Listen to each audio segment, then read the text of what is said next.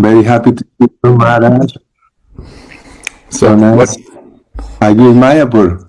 Yeah, I'm in Mayapur, freezing cold. It's so cold. It's unbelievable. Oh This yeah, is like no sunshine for the last 2 days. My God, since I've been here, I didn't see the sun.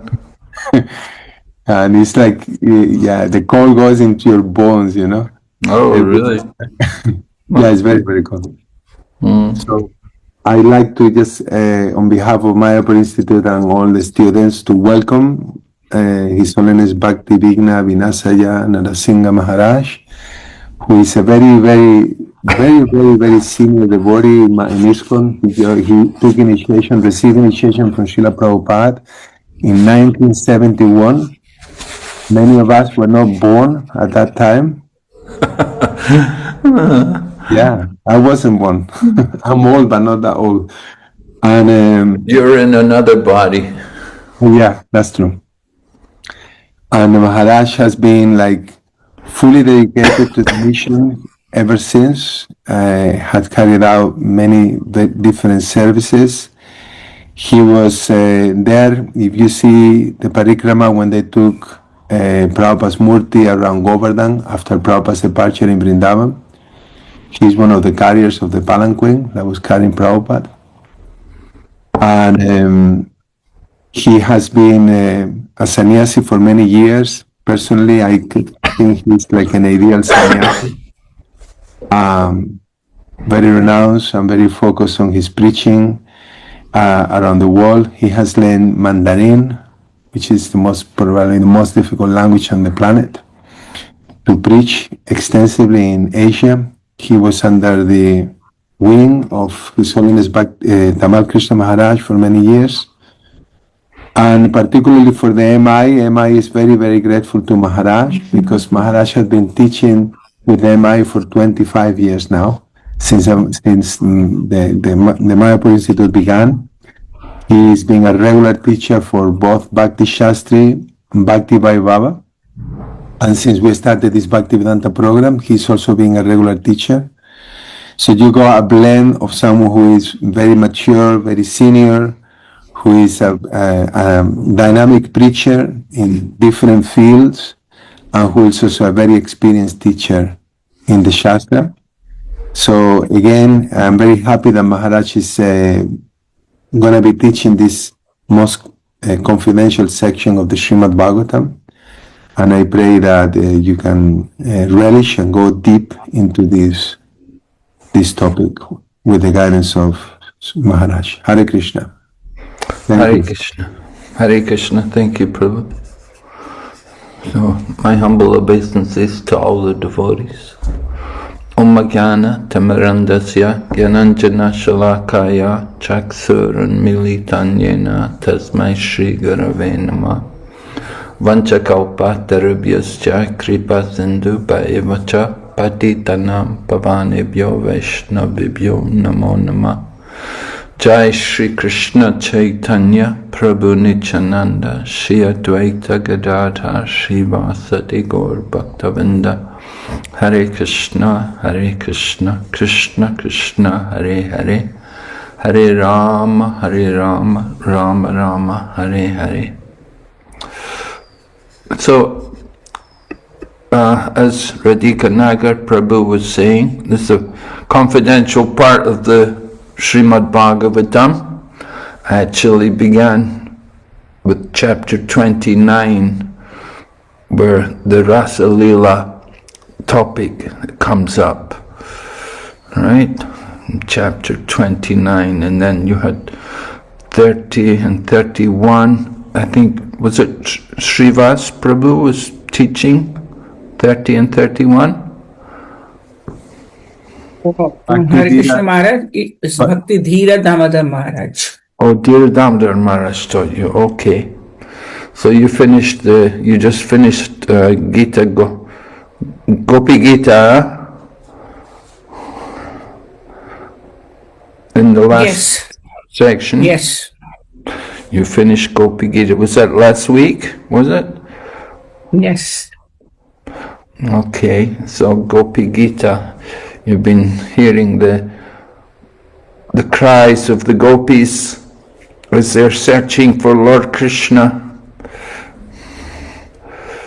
singing their beautiful song, wonderful Gopi Gita. Maybe you could share something with me which you took from the Gopi Gita.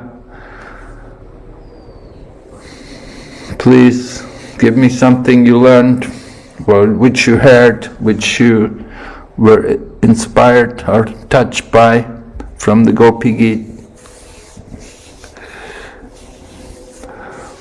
Of course, it's all wonderful.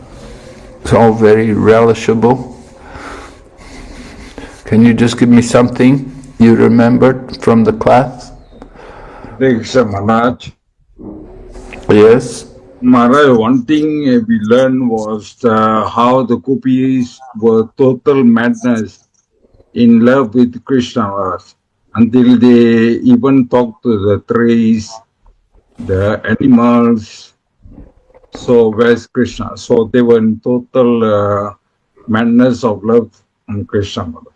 Yes. Yeah, they're really in the ecstasy. They're tasting the nectar, the ecstasy of separation from Krishna, right? A very painful thing. This is something the gopis had to deal with.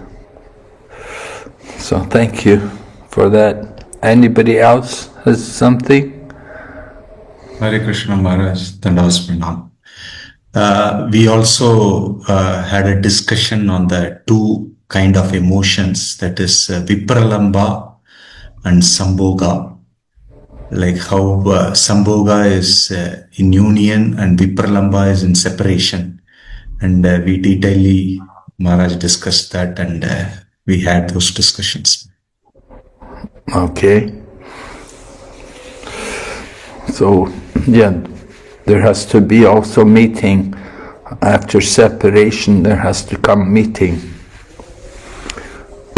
So, we will see in this chapter, of course, this chapter is entitled, in the Srimad Bhagavatam, they've titled it as the reunion. So, it's a good indication of what's going to take place in this chapter. But the chapter, of course, begins with Sukadeva Goswami, and he's talking to Maharaj Parikshit. O king, the first verse, having thus sung and spoken their hearts out in various charming ways, the gopis began to weep loudly. They were very eager to see Lord Krishna. So the gopis are weeping, they're crying loudly. But at the same time, they've been singing and they've been revealing their hearts with beautiful verses, right? Gopi Gita, different gopis, each gopi sang a beautiful verse. And Gopi Gita is commemorated. It's one of the most popular sections of the Srimad Bhagavatam. People like to recite it. It's so wonderful. We have some people come to, I know even in places like Hong Kong, we have people come to the temple there who recite Gopi Gita. They have a habit to do it every day, reciting Gopi Gita. So reciting is one thing, but appreciating and entering into the mood of Gopi Gita, that's another thing. So the mood of Gopi Gita is describing their very great eagerness to see Lord Krishna and their attachment for Lord Krishna, their very deep love for Lord Krishna. And we can understand how deep their love must be, that they're weeping loudly. So when people have some great distress, then generally that's how we relieve it, by crying, bring out the tears. All right, so then chapter then goes on, text number 2. And text number 2 is an interesting verse. We're told, then Lord Krishna, a smile on his lotus face, appeared before the gopis. Wearing a garland and a yellow garment, he directly appeared as one who can bewilder the mind of Cupid, who himself bewilders the minds of ordinary people. So particularly important in this verse is one point which we want to note, is how Sukadeva Goswami addresses Lord Krishna. And you can see here, he describes Lord Krishna as Shori. Shori. We have a nice devotee, Shori, one of my godbrothers. He was a wonderful Sankirtan devotee. So anyway, Shori is a name of Lord Krishna, but there's a special significance of this term, Lord Krishna, right? What is the literal meaning of Shori? Does anyone know?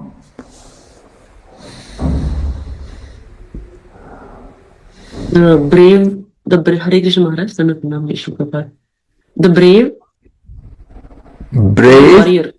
warrior, yes, right, he's a warrior, right? It's definitely not a name for a cowherd boy, really, is it?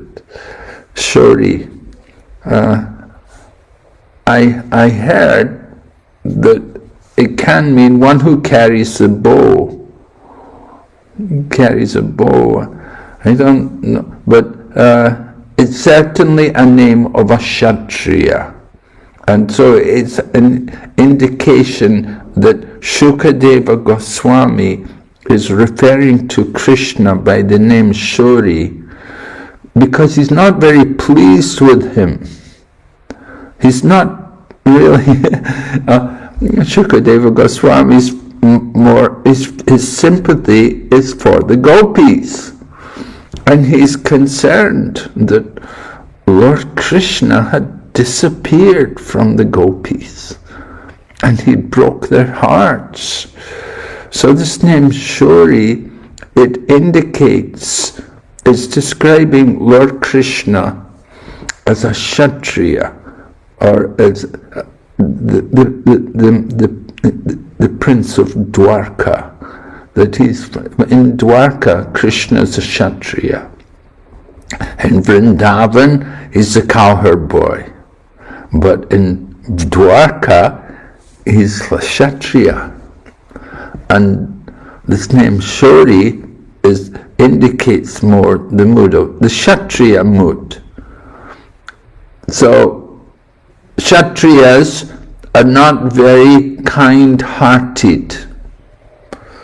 They're more hard-hearted people.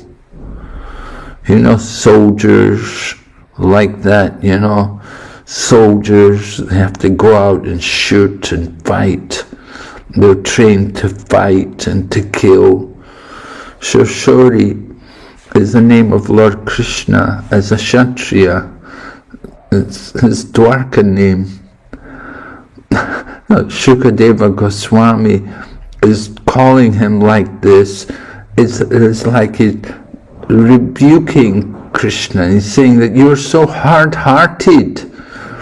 You know, a cowherd boy cowherd boys are simple and honest and kind-hearted. Cowherd boys, in Vrindavan, people taking care of cows.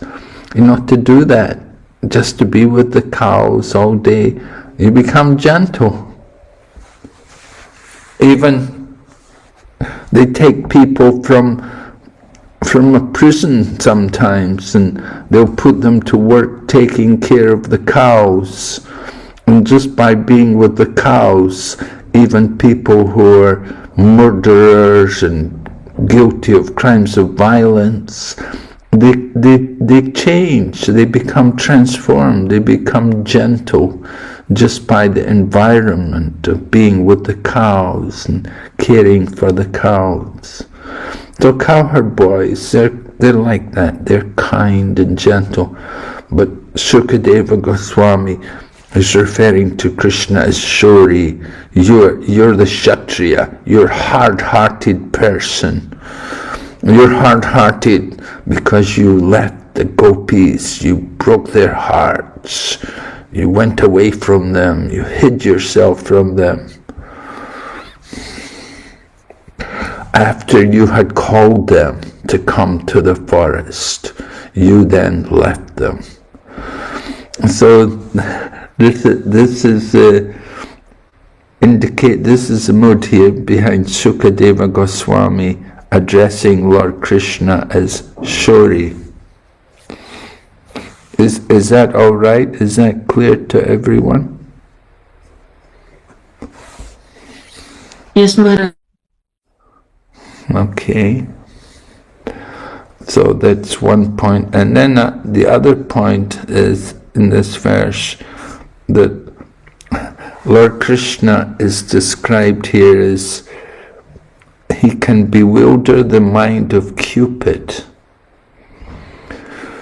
who himself bewilders the minds of ordinary people.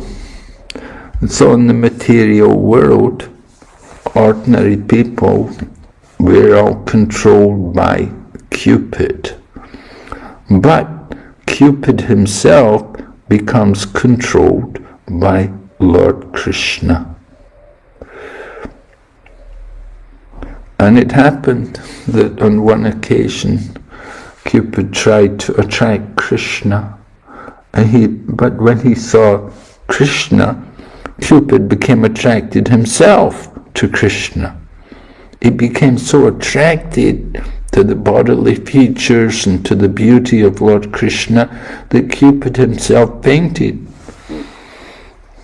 So this is the very special position of Lord Krishna. And he's come, this time it's mentioned, Lord Krishna, he's come with a smile on his lotus face. So when we think of Krishna, what is the most attractive feature of Krishna which you find to be the most pleasing, the most absorbing in Krishna when you look at Lord Krishna? Anyone? His lotus feet.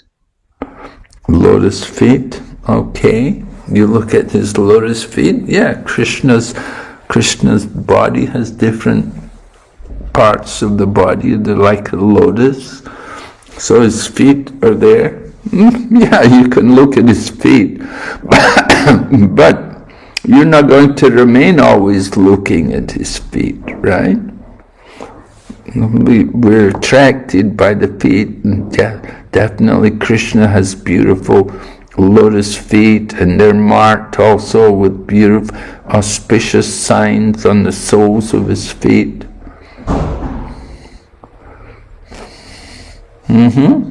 Something else? Another feature of Bhakta Vatsalya is always eager to serve a devotee. Could you say that again, please? The nature of Bhakta Vatsalya, where he always eager to serve his devotees. Okay.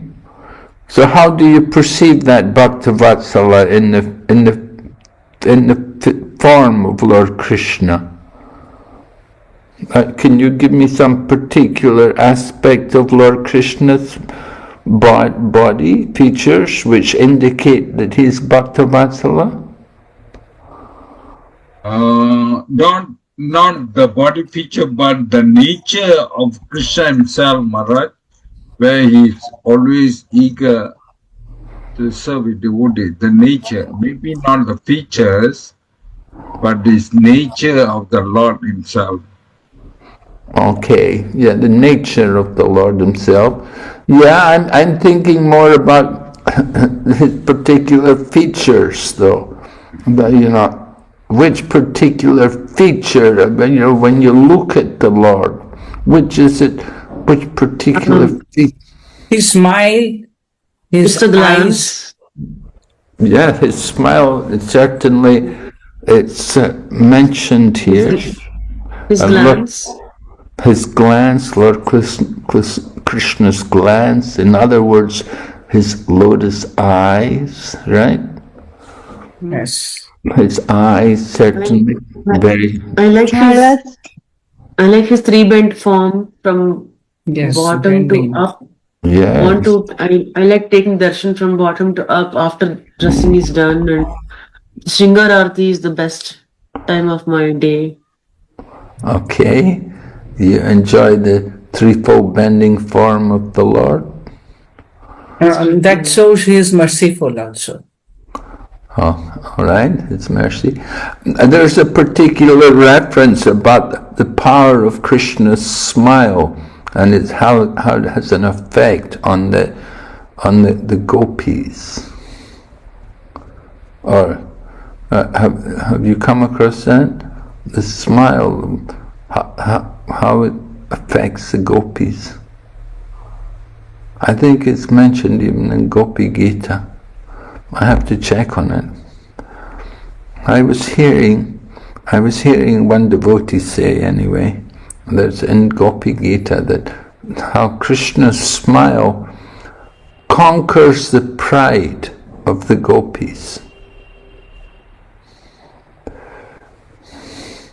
Krishna's smile can conquer the pride of his gopis. Yes, text 10. Your smiles, your sweet, loving glances, the intimate pastimes and confidential talks we enjoyed with you, all these are auspicious to meditate upon and they touch our hearts. But at the same time, O deceiver, they very much agitate our minds. Yeah, very much agitate our mind, right? So, Lord Krishna has come in smiling.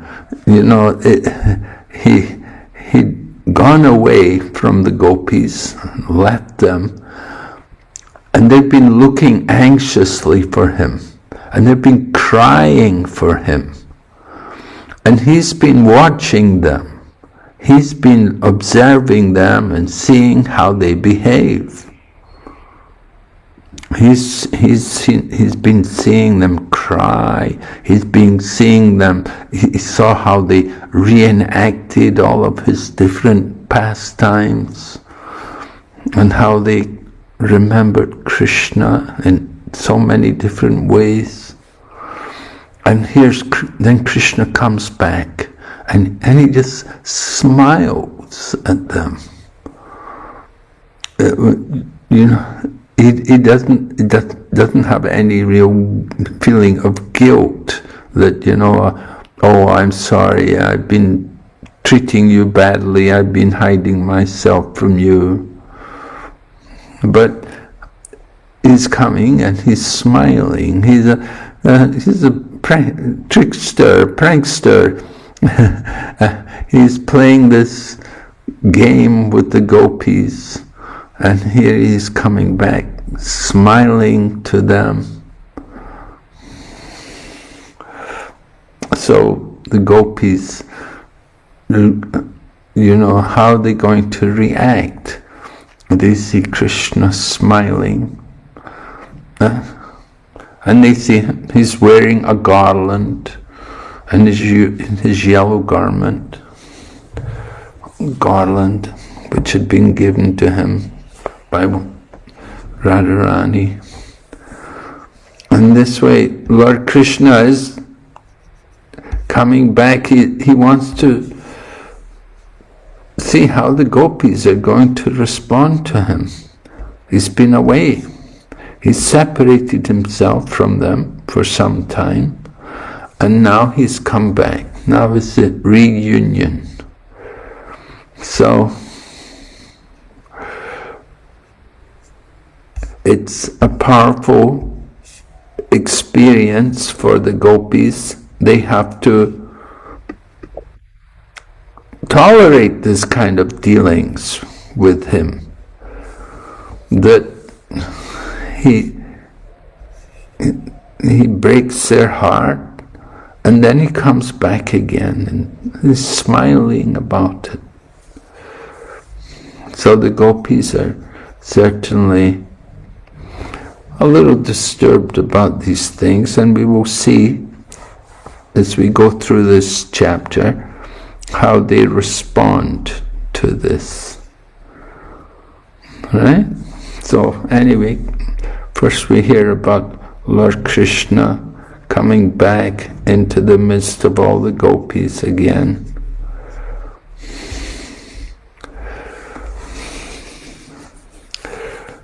So when the gopis saw, going ahead, text number 3, when the gopis saw that their dearmost Krishna had returned to them, they all stood up at once, and out of their affection for him, their eyes bloomed wide. It was as if the air of life had re-entered their bodies.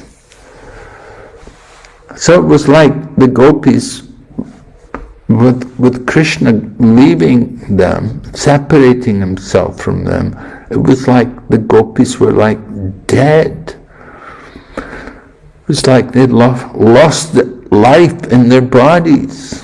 Their life had no more meaning without Krishna. Krishna had so much meaning to them. And now he's come back. And so of course it's just overwhelming for them. And so they all stood up together, and their eyes are plumed wide. In other words, they're very, very happy to see Lord Krishna with them again. Just like you may have some terrible life, near-death experience, and then you may again regain your life. So like that, the air of life re-entered their bodies, and the gopis feel so much encouraged to see Lord Krishna again in their midst. So then we're going to hear now how the gopis responded and how different gopis reacted in the association of Lord Krishna. In Chaitanya Charitamrita, it's mentioned how there are different kinds of gopis. I think probably most of you may be familiar with this. It's mentioned, sometimes people say, oh, gopis, this is not in Prabhupada's books. But it's very much in Prabhupada's books.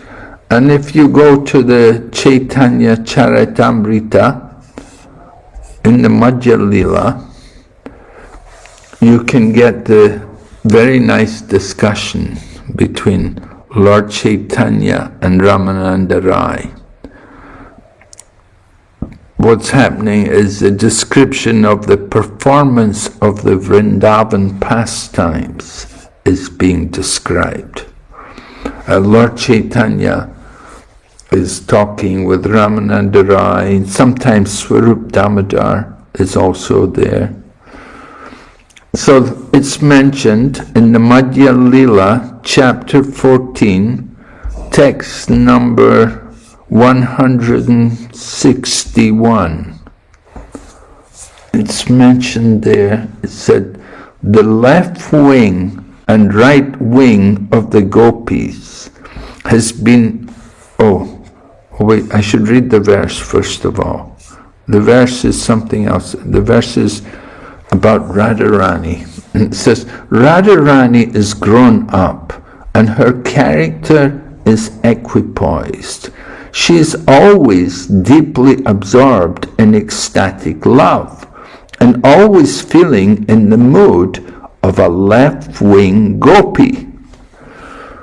And so then the purport, we hear about what it means, left-wing and right-wing gopis. The left wing and right wing of the gopis has been explained by Rupa Goswami in the Ujjvala Nilamani. That's in Saki Prakarana 26 and 32. The left wing is described in this way. A gopi who is always eager to be jealously angered, who is very enthusiastic for that position, who immediately becomes angry when defeated, who is never under the control of a hero, and who always opposes him, is called a Vama, or a left-wing gopi. Right? So this is Srimati Radharani. She is in the mood. Her mood is that of the left-wing gopi. She's always eager to be jealously angered. And then the right-wing gopi, Rupa Goswami describes right-wing gopis in this way. He says, a gopi who cannot tolerate womanly anger, who speaks suitable words to the hero, and who is satisfied by his sweet words, is called a dakshina, or a right-wing gopi. Right? A gopi, she cannot tolerate womanly anger, who speaks suitable words. Previously it said the left-wing gopi never under the control of a hero. And here it said this right-wing gopi, she will speak suitable words to the hero and satisfied by his sweet words. So this is the right-wing gopi. So we have these two divisions among the gopis, left-wing and right-wing gopis. Right? How many gopis are there? Do you remember?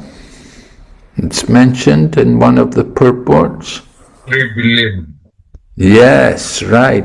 3 billion gopis. Not a small number.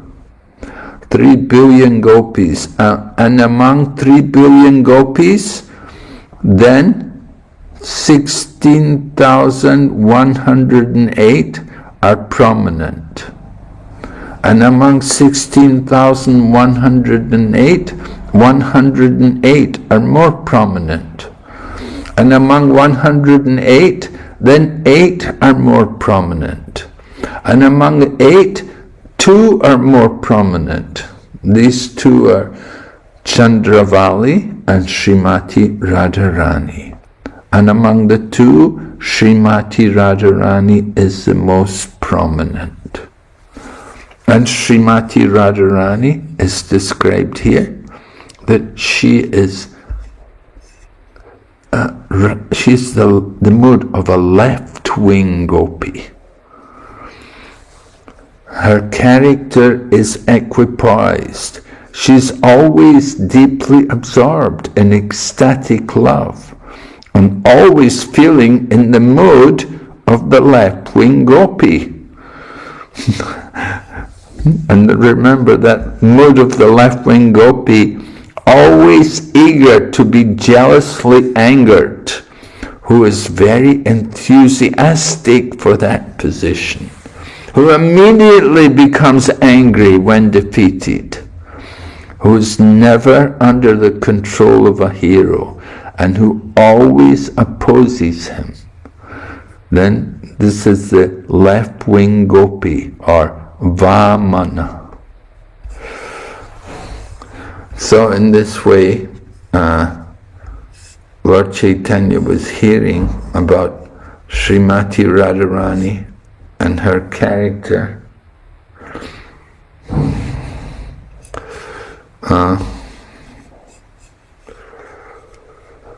Let's go back to Srimad Bhagavatam.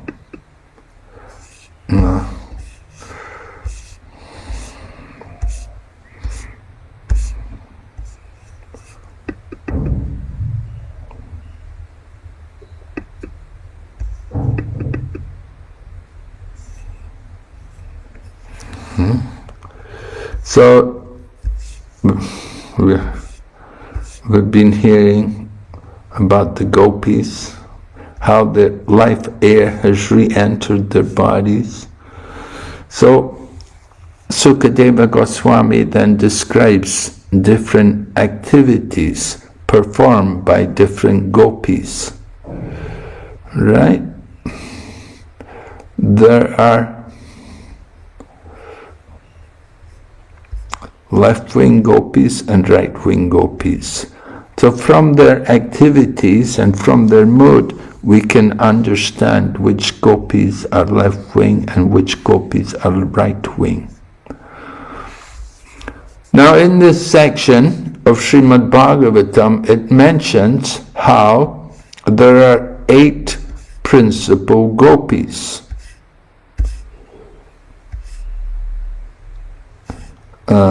It's not mentioned in Srila Prabhupada's Krishna book, but it is mentioned in the Srimad Bhagavatam.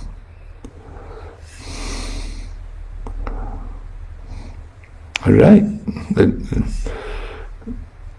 We'll come up to that later.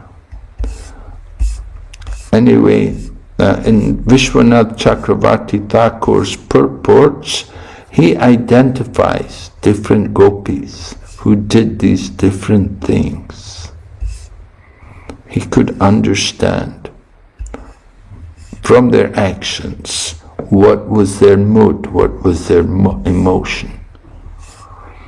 So text number 4 describes one gopi joyfully took Krishna's hand between her folded palms, and another placed his arm, anointed with sandalwood paste, on her shoulder.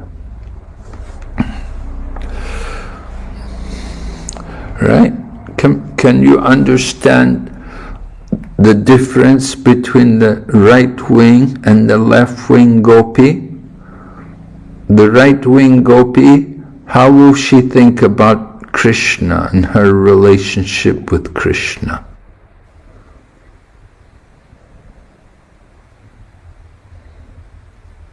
They are satisfied with his sweet words and they will be joyful. So now this text 4, what you said, they are all right-wing gopis.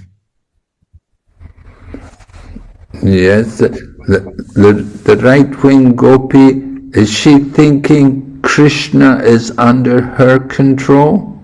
No. Krishna,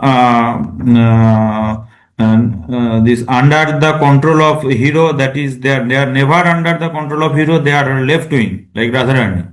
Yes, right. So when Krishna came back after separating, after disappearing from them, then some gopis, they're very happy and they immediately accept Krishna, right? They are right wing, yeah, they are right wing gopis.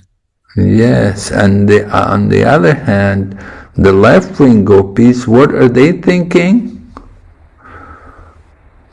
when Krishna returns?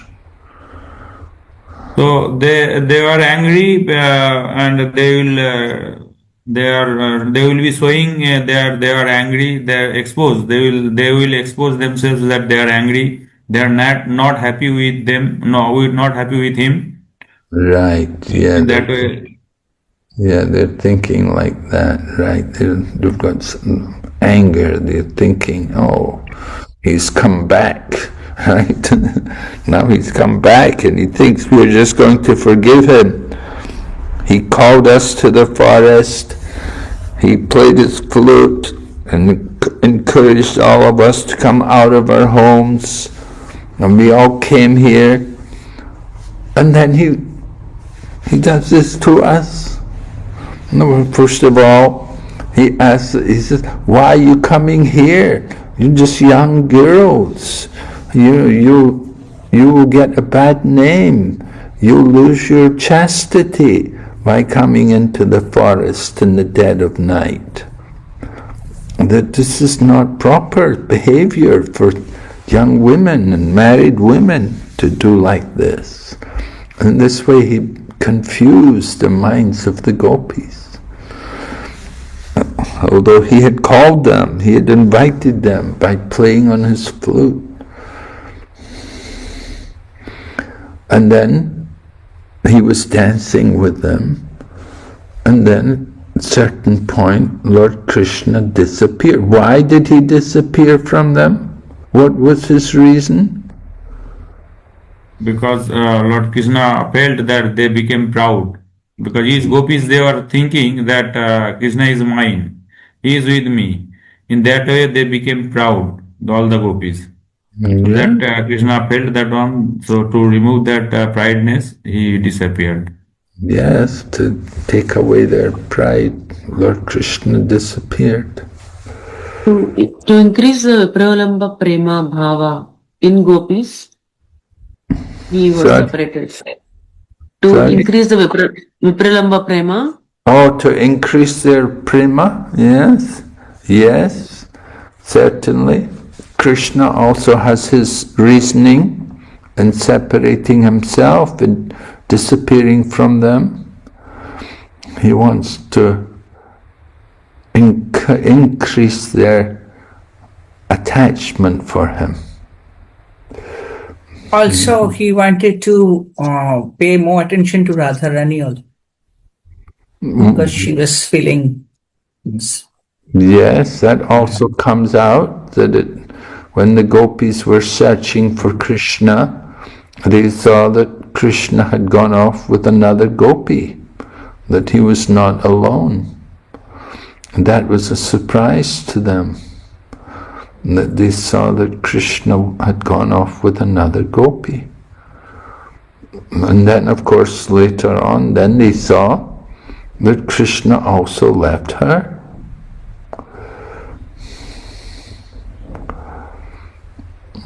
So, this is Lord Krishna's pastimes, his dealings with the gopis. And the gopis are certainly bewildered, they're troubled. Why is he doing like this to us? He's breaking our heart. In one moment he's loving us, and the next moment he's leaving us. Now he's coming back to us. So this is all the exchange of transcendental love. Of course, it's never on the material platform. There's nothing in the material world which could ever compare to the loving exchange between Krishna and his gopis. So we do want to understand these pastimes very carefully. All right, so text 4 says, one gopi joyfully took Krishna's hand between her folded palms, and another placed his arm, anointed with sandalwood paste, on her shoulder. So certainly a very warm feeling of there's no question of anger there in the dealings with these two gopis, how they're receiving Lord Krishna.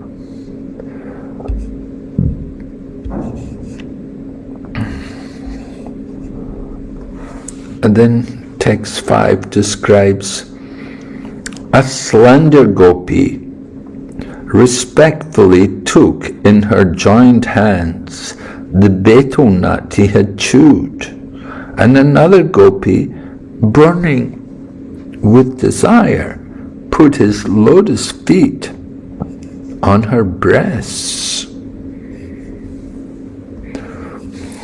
So again, more intimate, loving dealings. Certainly they're showing great respect and attachment to Lord Krishna, deep love. Text number 6. One gopi, beside herself with loving anger, bit her lips and stared at him with frowning eyebrows. Oh, we don't want any of the ladies to do like that, right? We don't want you biting your lips and frowning eyebrows. And Sukadeva Goswami said, as if to wound him with her harsh glances. So we see the different emotions here between the gopis. Right? What kind of gopi is this? Loving left wing. Loving anger. Loving anger is left wing. They are in the team of Srimati Radharan. Yes, all right. So there are two teams, right? We have the Vamana and the Dakshina, or the left wing and the right wing gopis. And their moods are quite different. So, gopis, they're certainly very great souls. They've come to that position only after many, many lifetimes, not ordinary souls. We do want to think about who these gopis are, what is the identity of these gopis. Right? We're told some of the gopis were great sages in the time of Lord Ramachandra. And when they saw the form of Lord Ramachandra, these sages were attracted to him, and they desired to enjoy an amorous relationship with him. So at that time, Lord Ramachandra explained to them how in his incarnation as Lord Rama, he'd already made the vow, Ekapatni Vrat, only one wife. So he told them, in this incarnation it will not be possible. But if you take your birth in the family of the cowherd people in Vrindavan, then in my future incarnation, then at that time we can have that kind of exchange. So some of the gopis, they're the great sages from the Dandakaranya forest, and they had taken birth in the family of the cowherd people as gopis, and they're able to enjoy this loving dealings with Lord Krishna. There are other gopis who are the Shruticharans. They're the personified Vedas, or the Upanishads, and they also wanted to enjoy Lord Krishna's pastimes. They had that desire to take part in the Lord's pastimes. And the only way they could do it was by taking birth in the family of the cowherd people and becoming gopis. So, like that, you've got some very special people becoming gopis. It is said that the personified Vedas, they become gopis in the next yuga, the next millennium, and then when they become gopis, then there's new gopis, new people, new souls become the personified Vedas, and then they also, and in the next millennium after that, then they will also take birth in the family of the cowherd people and become gopis. Because Vedas are eternal, and personified Vedas, different personalities are given that responsibility in every millennium. So like this, we have different gopis. Some gopis, of course, come from the spiritual world. They're eternally liberated souls, and they come simply to take part in the pastimes of Lord Krishna. And some other souls are just becoming perfect and getting ready to go back to Godhead. They're getting their final, if you like, training before they go back to Godhead. They're given another opportunity to take birth and to take part in Lord Krishna's pastimes and be with Lord Krishna. So in this way, there's different groups of gopis with different kinds of backgrounds, and some of them are left-wing, which was quite they can get angry and they can show that kind of jealous anger mood, and others are more gentle and soft. Different moods. Lord Krishna is the supreme enjoyer, and he likes to enjoy all of these different kinds of moods. So we see all of these different things taking place in the pastimes of Lord Krishna.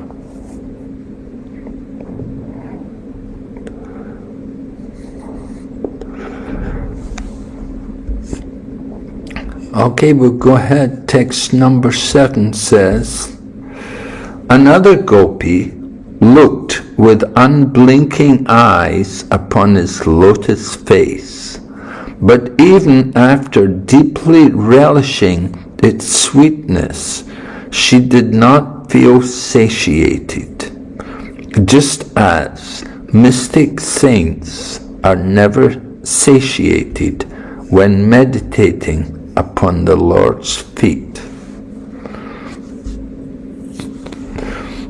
So, Vishwanath Chakravarti Thakur points out that this comparison is not very applicable, because the ecstasy which the gopis are feeling, the ecstasy of the gopis and relishing the sweetness of Lord Krishna can never be compared to that ecstasy or to that pleasure which the mystic saints are experiencing by meditating upon the Lord's feet. Right? The gopis' ecstasy is 1,000,000,000 times greater than the ecstasy which these sages can ever experience.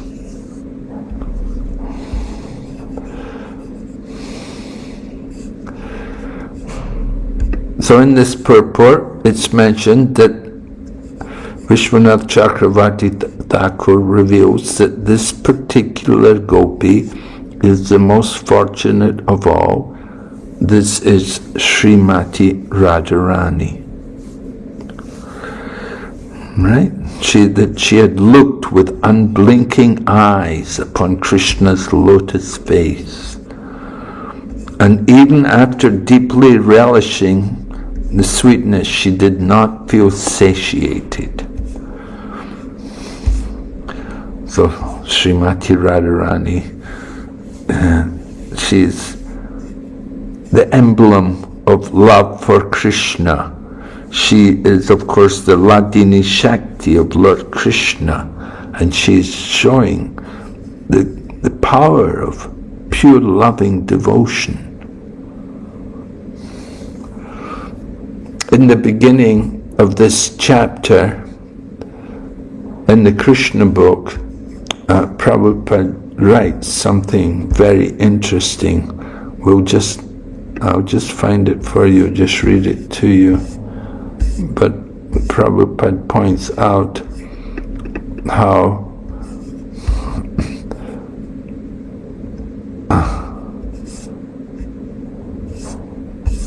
wait, let me find it. It's at the beginning of chapter 32. And Prabhupada writes, when Lord Krishna finally reappeared among the assembled gopis, he looked very beautiful, just befitting a person with all kinds of opulences. In the Brahma Samhita, it is stated, Ananda Chinmaya Rasa Pratibhavitabi. Krishna alone is not particularly beautiful. I don't know, have you ever thought like this before? That Krishna alone is not particularly beautiful. Usually when we think of Lord Krishna, we think he's all attractive. He's the Supreme Lord, and one of his opulences is his beauty. But here, Srila Prabhupada writes, Krishna alone is not particularly beautiful. I always remember Prabhupada saying he didn't like these pictures where there's only Krishna. He said, they have these pictures of Krishna, and they'll have like some light or some effulgence coming out from the face of Lord Krishna. Prabhupada said, these are just expressions of the impersonal Brahman. So Prabhupada, he didn't like to see these things, just Krishna alone. He said, Krishna is never alone. He's always with his devotees. And so here also Prabhupada's bringing up this point, that Krishna alone is not particularly beautiful. The Mayavadis, Jnanavadis, they may like the form of Krishna, but they always show Krishna alone. They don't show Krishna with his devotees, with the gopis. They cannot understand that the Lord has his potency, has his energy. So this is an important point, that Krishna is not particularly beautiful on his own, but when his energy, especially his pleasure energy, represented by Radharani, when it expands, he looks very magnificent. Actually, we're told when Krishna is with Radharani, then Radharani will look at Krishna and she'll become so happy. She will become more beautiful, seeing Krishna with her. And when Krishna sees Radharani become more beautiful, he becomes more attracted to her, and he becomes more beautiful. And in this way, Radha and Krishna, they're continually expanding their beauty by the presence of each other. So Prabhupada explains, as they expand, Krishna looks very magnificent. The Mayavadi conception of perfection is an absolute truth without potency, is due to insufficient knowledge. And so, again, impersonalism, it's just insufficient knowledge. We could say, yes, God is impersonal, but He's not only impersonal. That is only one aspect of the Supreme Lord. And so, well, they're not wrong, they're just not complete in their understanding.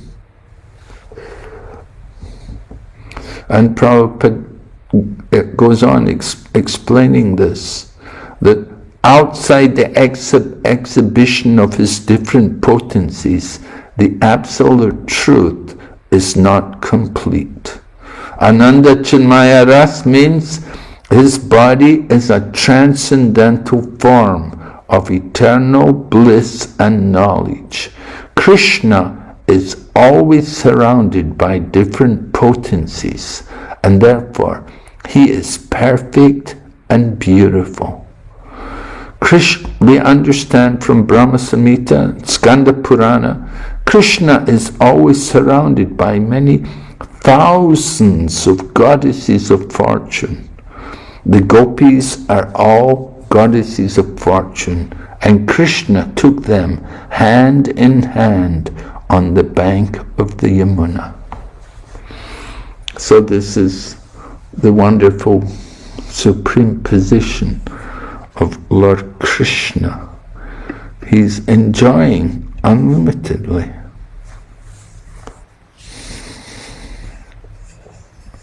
So Lord Krishna has returned to be with the gopis again. And the gopis are responding. They're receiving him in different ways. They have their different moods. So Srimati Radharani, she's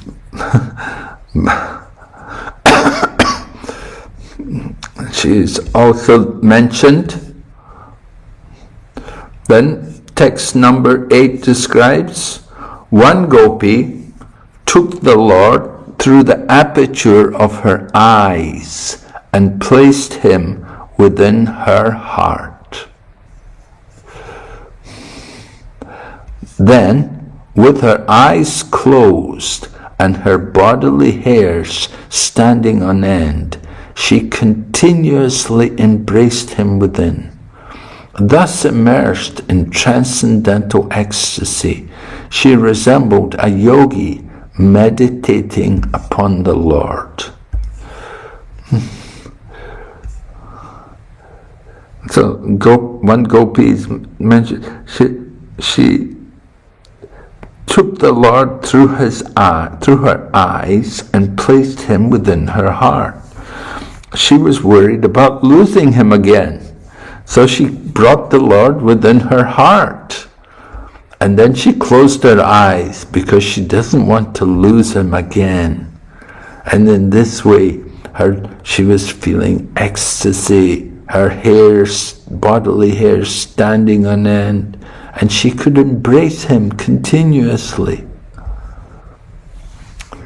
So Sukadev compares this gopi to a yogi meditating upon the Lord. Of course, these gopis are not ordinary ladies, but they're the greatest of all yogis. They're the topmost yogis. So, purport points out that so far 7 gopis have been mentioned in this chapter. The first 7 of the 8 principal gopis. So these gopis are mentioned, and these are different from the Astasakis. here in Mayapur, we have Radha Madhava and the Astasakis. Astasakis mean Tungavidya, Chitra, Champakalata, Lalita, Vishaka, Induleka, Rangadevi, Sudevi. So those are all the friends of Srimati Radharani. They're all in Radharani's team. But here you have principal gopis, and some are from the left wing and some are from right wing. And their names are mentioned, right? Chandravali, she's the head of the right wing gopis, and she's assisted by people like Shamala, Saibya, Padma, and there's another one, Bhadra. But we also have Srimati Radharani, Lalita, and Vishaka. So they're all the 8 gopis. That said, these 8 gopis are principal among the 3 billion gopis.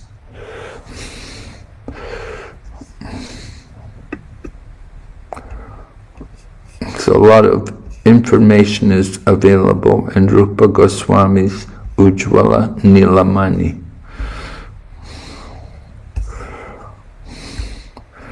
All right, and the acharyas are quoting these different names. 8 principal gopis, not to be confused with the Astasakis. And of all the gopis, Srimati Radharani is the foremost of all the gopis. And the purport it mentions, just as Srimati Radharani is most dear to Krishna, her bathing pond is similarly dear. Of all the gopis, she is the most beloved of the Lord.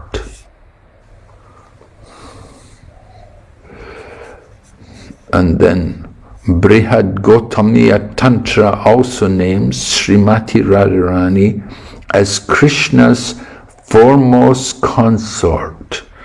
The transcendental goddess Srimati Radharani is the direct counterpart of Lord Sri Krishna. She is the central figure for all the goddesses of fortune.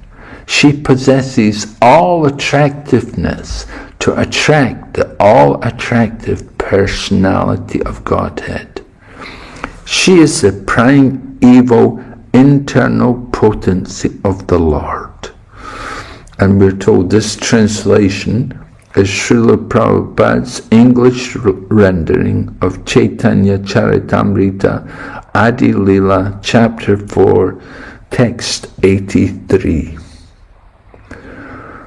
So Srila Prabhupada would often be very reserved in speaking about Srimati Radharani. Although he does mention it in his books, he does come up, but Srila Prabhupada was at the same time cautious about how devotees would try to jump to higher things. And he didn't encourage the devotees, for example, in chanting the names of Srimati Radharani. Like in Vrindavan, you know, people, they like to say Radhe Radhe. So if somebody would say Radhe Radhe to Srila Prabhupada would just say Hare Krishna to them. And Srila Prabhupada points out that there's no difference between the chanting of Hare Krishna and Radha Krishna. It's the same. However, the Radharani is certainly something very confidential. Just like in the Krishna book, in the introduction to the Krishna book, well, on the cover of the Krishna book, there's the beautiful picture of Radha and Krishna. So in the introduction to the Krishna book, Srila Prabhupada mentions, he said, people ask, who is the girl with Krishna? Who is that lady with Krishna? If this is Krishna, who is that lady with him? And although Srila Prabhupada mentions that people ask like this, Srila Prabhupada did not actually get into describing more about Srimati Radharani. He wants people first of all understand who is Krishna, and then you can go on to understand Srimati Radharani. So Srimati Radharani, of course, is the pleasure energy of Lord Krishna. So there's a lot of information about Srimati Radharani, and in this purport we're given some things. But from the Rig Veda there's a quote, "Among all persons it is Sri Radha, in whose company Lord Madhava is especially glorious.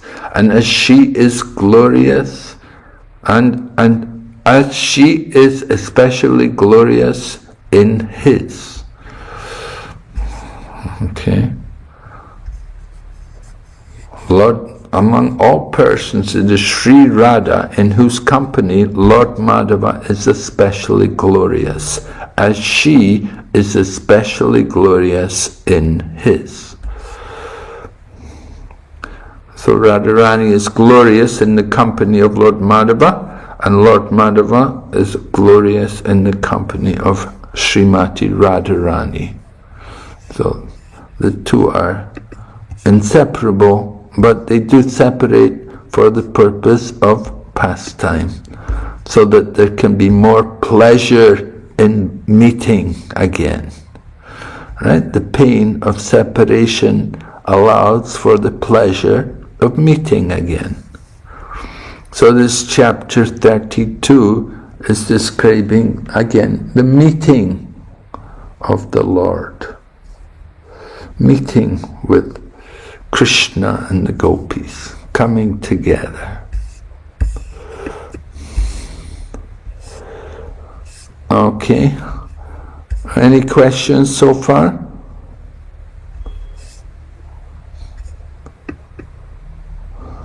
Maharaj, that's a question. Maharaj, we know that, but until now, there's only one Krishna. But we also learned that Krishna manifested so many Krishnas so they can spend, one Krishna for one gopi. So when exactly Krishna manifested many forms, Maharaj? When exactly did Krishna what? Manifested many forms, multiple forms. Oh, well, that's going to come up when we discuss the Rasa Leela. Oh, okay. Okay, right? We're going to talk about that when we come to the Rasa Leela. So that's the next chapter. Any questions about what we've been talking about so far? Everyone's okay? Did you cover right wing and left wing gopis already? Hare Krishna, Maharaj. This Radharani, she was supposed to be the left wing gopi. Yes. But she here is not showing that that mood. Well, of course she can change the mood. It's not that all the time, totally, we see the gopis, but generally the prominent mood among Srimati Radharani is that she is left wing. And I read to you from the Chaitanya Charitamrita how it's stated there that Srimati Radharani is the left wing gopi. Right? Okay. You didn't hear that when I read Chaitanya Charitamrita? She is Madhya Lila, chapter 14. I was there, I heard it. But with that reference telling, It says, she is always deeply absorbed in ecstatic love and always feeling in the mood of a left-wing gopi. but here she didn't show her harsh glances or something like that. But her sweetness, she just meditating and very cool and calm like that.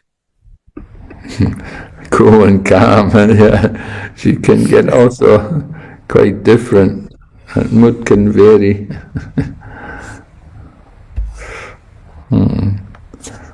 Generally, because so what about the gopis, Lalita and Vishaka? What mood are they? Left wing or right wing gopis? Left wing. Yes.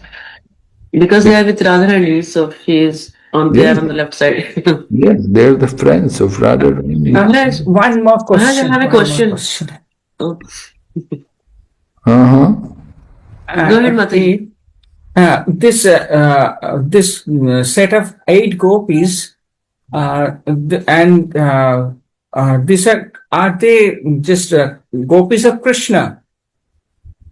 On this set of Mayapur Ashtasakhis, they are friends of Radharani. Is it like that? Or Yeah, well, the Ashtasakis, yes, they're friends of Radharani. They're also friends of Krishna. They're also servants of Lord Krishna. But this Chandravali, Shyamala, Shaiva, Padma, who are not coinciding, they are only for Krishna, like that. Maybe understand it this way. Well, no, they're also, of course, the Chandravali is like a competitor with Srimati Radharani.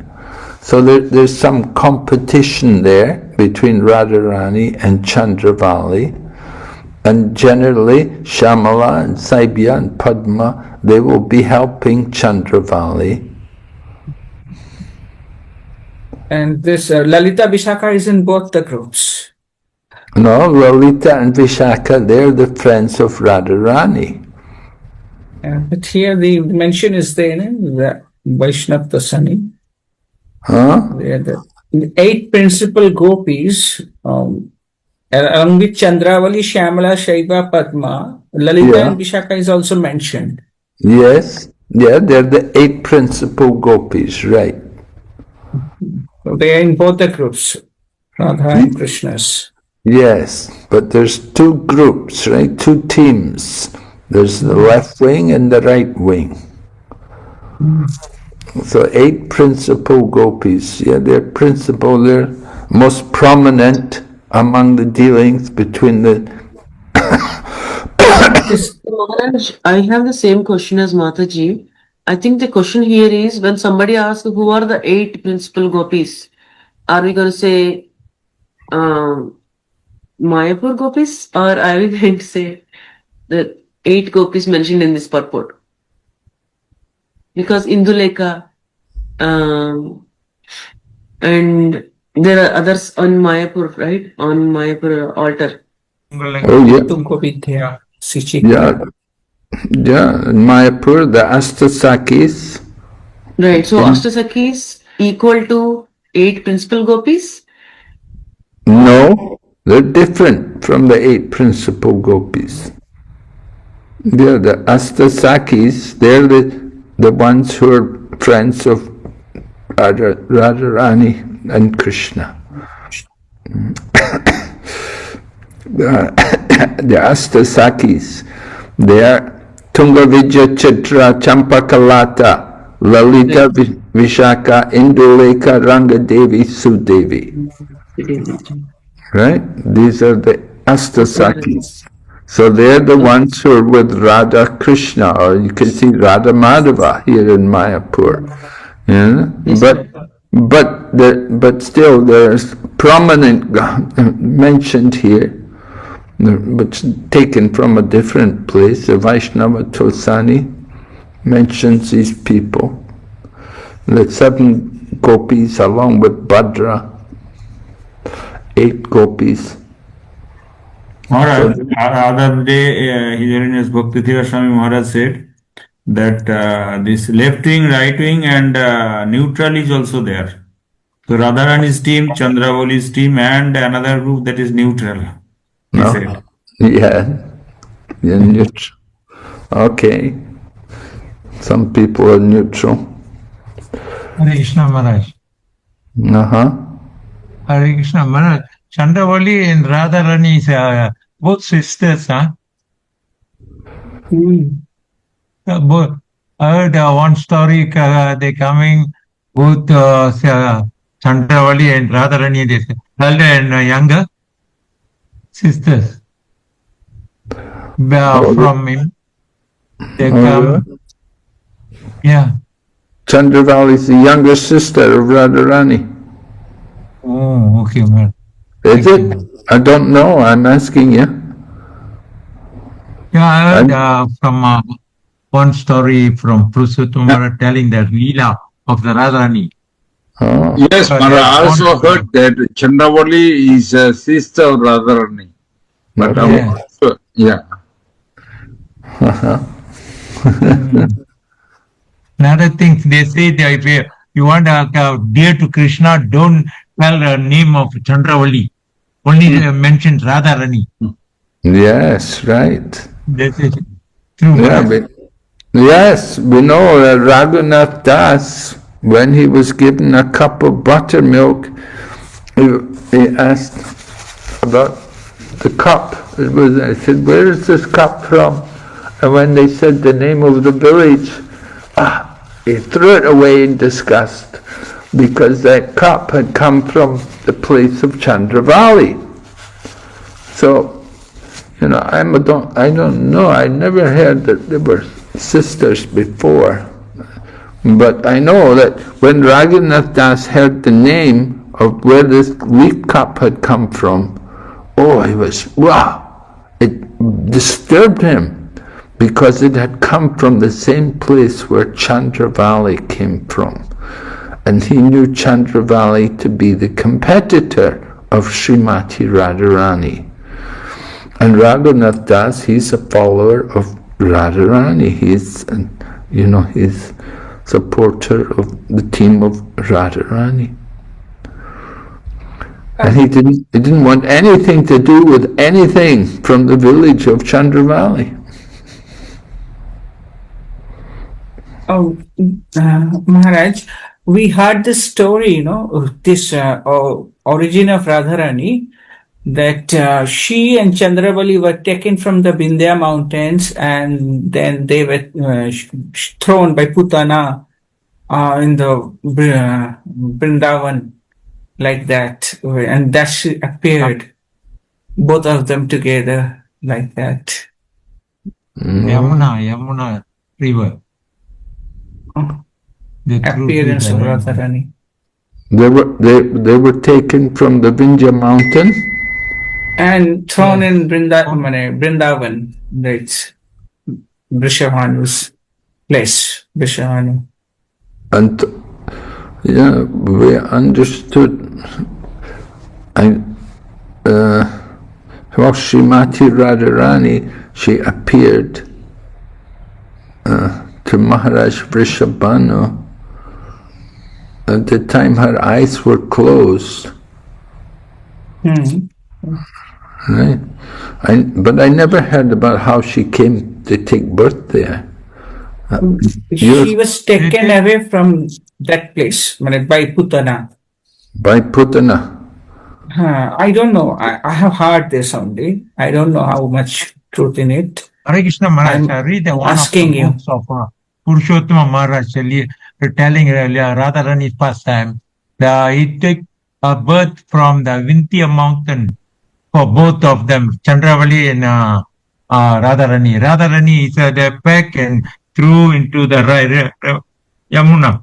Then coming to the Vrishabhanu, and morning taking bath, he touched by that the packet.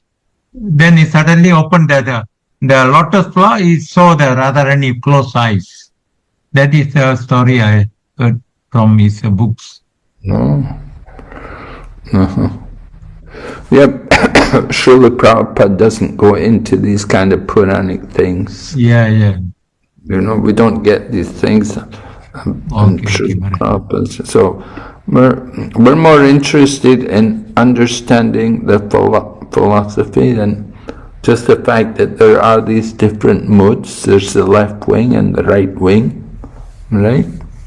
These two groups of devotees, two groups of gopis, and that it's for the sake of increasing the pastimes, the mood of increasing the love and the feelings, attachment to Lord Krishna. So we want to understand these kind of things. All right. Of course, there are many Puranic details which we're not so much interested in. We don't. Okay. Thank you. Okay. Anyway, what we're told from the Vaishnava Toshani, the names of these prominent gopis. And some are left wing and some are right wing. Certainly, it said two are most prominent. One is Chandravali and the other is Srimati Radharani. So Chandravali is there and she's got her friends. And some people may also be neutral. That's also possible, but we don't come across that reference. I haven't seen it there in Prabhupada's books anywhere. But certainly possible that some gopis will be neutral. But the main points to understand is that Srimati Radharani is the foremost of all the gopis, and she's the most dear to Lord Krishna. But at the same time, to increase that loving ecstasy, there's a competitor. There's another person. There's this Chandravali. And certainly some can make some concern for Srimati Radharani. It helps to create the pastime.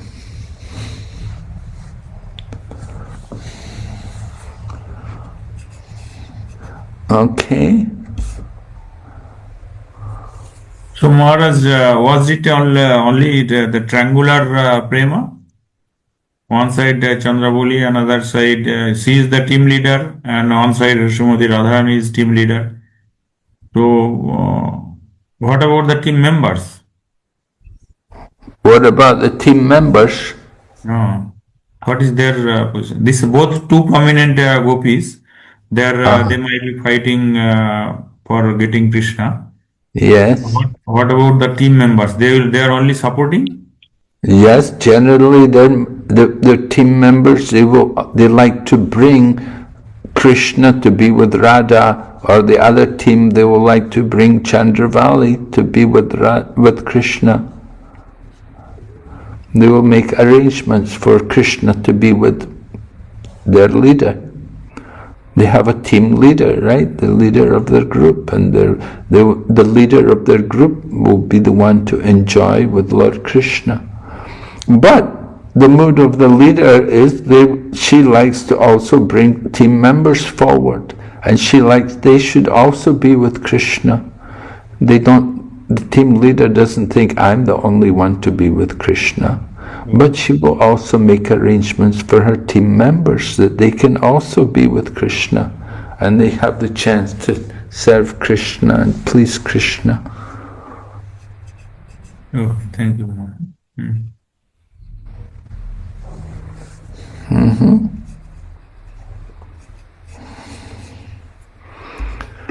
So Srimati Radharani and Chandravali, although they're the leaders, they also think about their team members, and they're not selfish. They're not thinking Krishna's only for me, but they make arrangements also for the team members that they can also be with Krishna.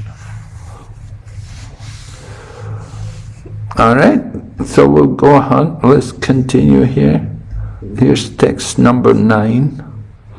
All the gopis enjoyed the greatest festivity when they saw their beloved Keshava again. They gave up the distress of separation. Just as people in general forget their misery when they gain the association of a spiritually enlightened person. Oh. So people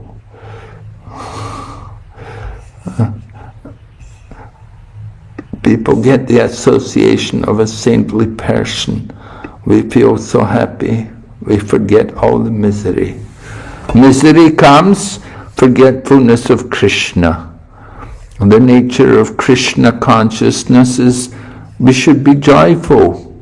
Prabhupada had the one servant, and he was very morose looking, and Prabhupada said to him, you cannot be in Krishna consciousness if you are morose, because Krishna consciousness means we should be experiencing the Brahman, Brahma Bhuta Prasanatma, right? The one who is on the platform of Brahman is a joyful soul.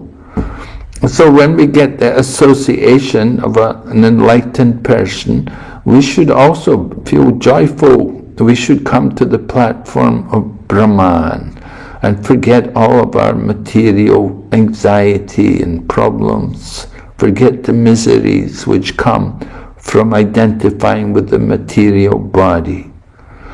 So the same way the gopis, they got the association of Lord Krishna again. They enjoyed the greatest festivity. Utsava is mentioned, Utsava. So being with Krishna, that is Utsava. We like to have festivals. We put on a lot of festivals in our Krishna consciousness movement. So here, the gopis, they're enjoying the greatest festival. They're seeing Lord Krishna again. That is the real festival, to see Krishna. And the gopis, they actually see Krishna directly in front of them with their very eyes. We also can see Krishna. We can go to temple. We can see the deities. We can also see Krishna in the pages of Srimad Bhagavatam. Prabhupada said, just by reading Srimad Bhagavatam, one day you will see Krishna in the pages of the Bhagavatam. So the gopis, they're enjoying this Utsava. A festival, they're having a festival. Krishna has come. And they're no longer feeling any distress of separation. So this is very nice. This is desirable condition. Text 10. Encircled by the gopis, who are now relieved of all distress, Lord Achyuta, the Supreme Personality of Godhead, shone forth splendidly. My dear King, Krishna thus appeared like the super soul, encircled by his spiritual potencies. So the gopis are encircling Lord Krishna. And Lord Krishna, he is the super soul, so he's within the hearts of all the gopis. He's in the hearts of every living entity. And here it's described that Lord Krishna, he's not only the Super Soul, of course he's Bhagavan, but he's encircled by his spiritual potencies, the gopis, the internal potency of Lord Krishna. Mahatmanas tumamparta daivim prakritim ashrita. The Mahatmas, the great souls, are under the protection of the divine energy. So the divine energy, the internal potency. So the gopis are in that position. And they're feeling so happy to be with Krishna. They're surrounding him. And Lord Krishna, he is in the center, and he is shining forth even more brilliantly than before. All his transcendental bliss increased. The commentators write, Krishna loves the gopis with pure transcendental love, and they love him in the same pure way. The whole affair, conducted on the transcendental platform, is inconceivable to those bound in material existence. So this is important for us to understand, that these pastimes, these affairs, the dealings between Lord Krishna and the gopis is all on the transcendental platform. And if we're in the bodily conception of life, then it will be inconceivable for us. But we have to appreciate that the love between Krishna and the gopis is reciprocal. Krishna loves the gopis and they love him in the same pure way. Of course, the gopis, they want to question Krishna about his dealings, and we will be hearing in future how the gopis question Krishna about how he could deal with them. His pure love sometimes affects them. It appears to be very painful to them. What we speak of love, of course we have mundane understandings of love in the material world, but on the spiritual platform, that love, that is described for us by verses like Chaitanya Mahaprabhu in the Shikshastikam, where he says in the final verse, Aslishavapadaраtam panastumam adarshanam marmatam karot. Even if you handle me roughly by your embrace, or make me broken-hearted by not being present before me, you're completely free to do anything and everything with me, but you're always my worshipful Lord, unconditionally. So this is pure love. This is the mood of Radharani and the gopis, that their love for Krishna is pure, unconditional. As the verse says, that if Krishna breaks our heart and makes us broken-hearted by not being present before us.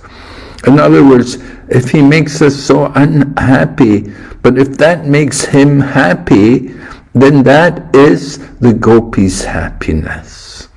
The gopis are saying, we just want your happiness. We don't care about our own happiness. In material life, people always think, you should make me happy, you know. And the mundane world is all based on satisfying the senses. And if you don't satisfy the senses, there will be divorce. But here, the love of the gopis and Krishna's love of the gopis, it's very pure, but very difficult to understand, very bewildering. And we're going to be hearing how the gopis question Krishna about his manner in dealing with them. That how can you deal with us like this? You know, you say you love us and you treat us like this. You go away and you break our heart. How can we understand these things? So this is inconceivable for people on the material platform. In the Bhagavad Gita also says, for one who sees me everywhere and sees everything in me, I am never lost to him, nor is he ever lost to me. So this is the mood, the gopis have that mood in their love for Krishna. And Krishna also loves the gopis in similar manner. The gopis are always thinking of Krishna. They're seeing Krishna everywhere. Everything reminds them of Krishna.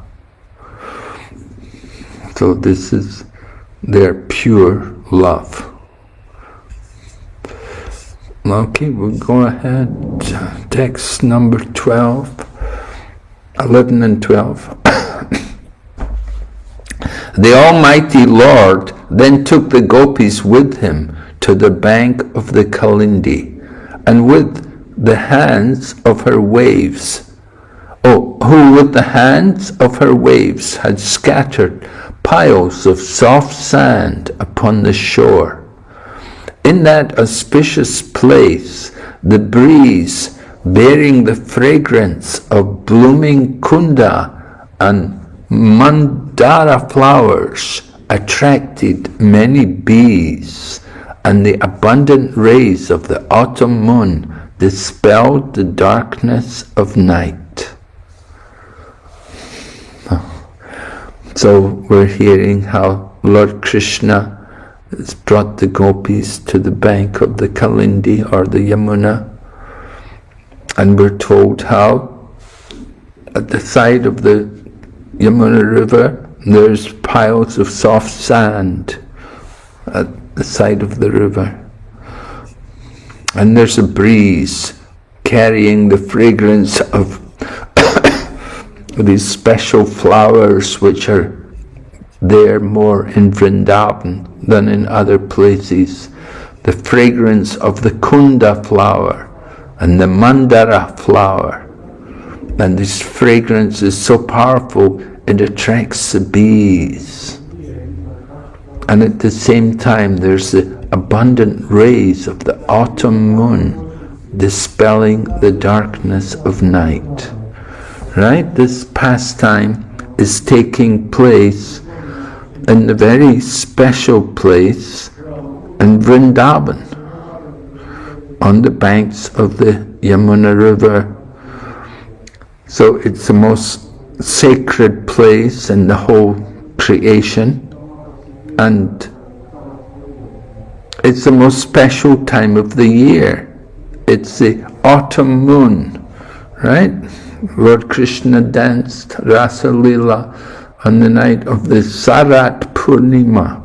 Sarat Purnima was the first day in the month of the Kartik, the beginning of Kartik. The first day is the Purnima.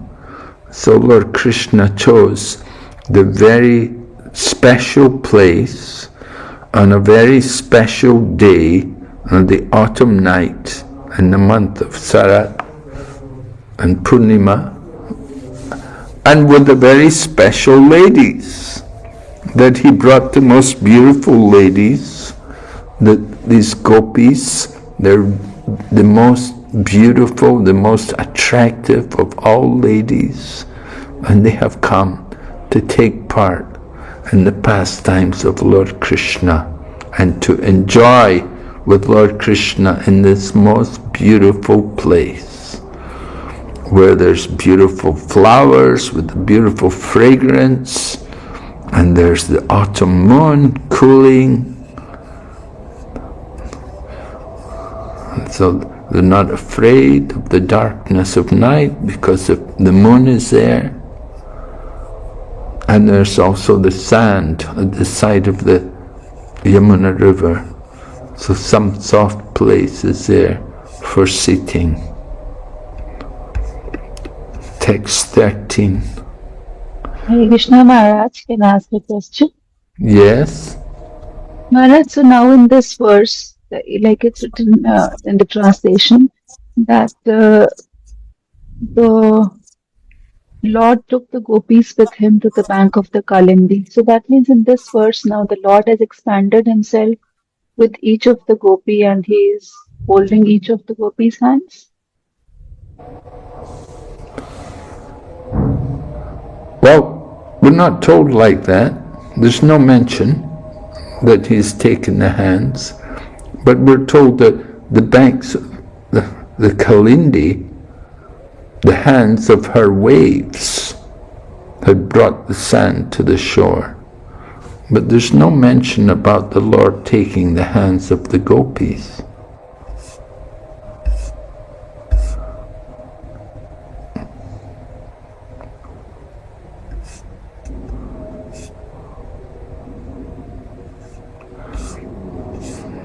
Maharaj, earlier one of the Maharaj, I forgot his name, he had shared with us the commentaries of Vishnu Chakravarti Thakur and Jiva Goswami and Sanatan Goswami.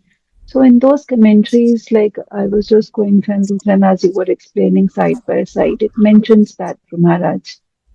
Just wanted to confirm that. It mentions that in someone's commentaries, huh? Yes, Maharaj. Well, I don't see any reference here in Srimad Bhagavatam. Anyway, of course, they have the right to comment like that. Thank you, Maharaj.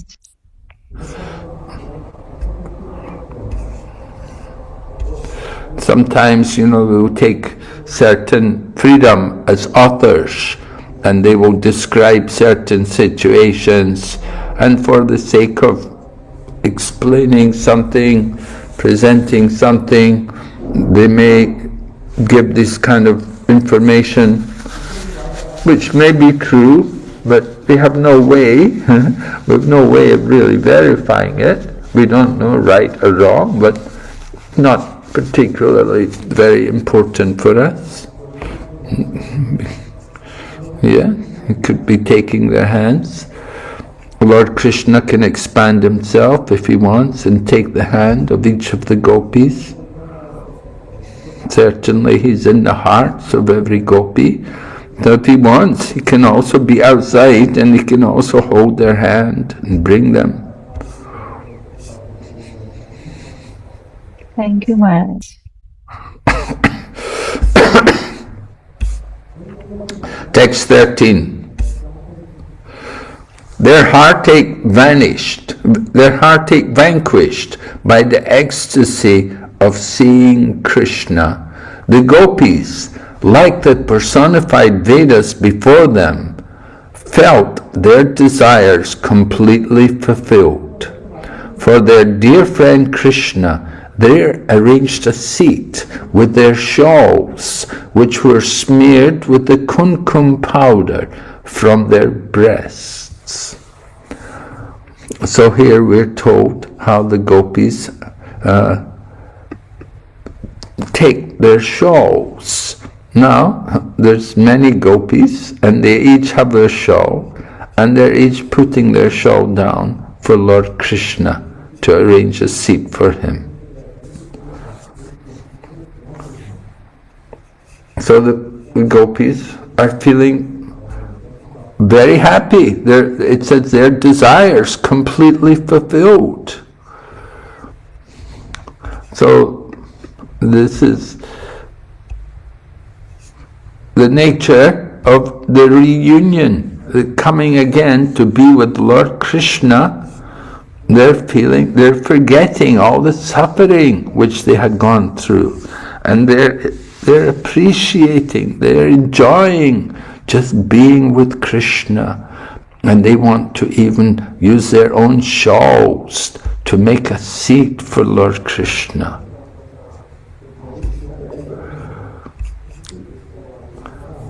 So in the purport, we're given a verse from the 87th chapter. The personified Vedas are praying that these women fully absorb their minds in meditation on Lord Krishna's powerful arms, which are like the bodies of great serpents. We want to become just like the gopis and render service to his lotus feet. So the personified Vedas are praying in this way. We want to become just like the gopis. They're fully absorbed in meditation on Lord Krishna. His powerful arms are like the bodies of great serpents. So the personified Vedas, the Shrutis, had seen Krishna during his appearance in the previous day of Brahma and had become full of his most intense desire to associate with him. In other words, they desired also to associate with Lord Krishna. So in this kalpa, they became gopis. And since the Vedas are eternal in human society, the Shrutis in this kalpa also become full of desire for Krishna, and in the next kalpa will also become gopis. So this is Vishwanath Chakravarti Thakur's information telling us about how the personified Vedas also become gopis, and they're also able to take part in these pastimes with Lord Krishna.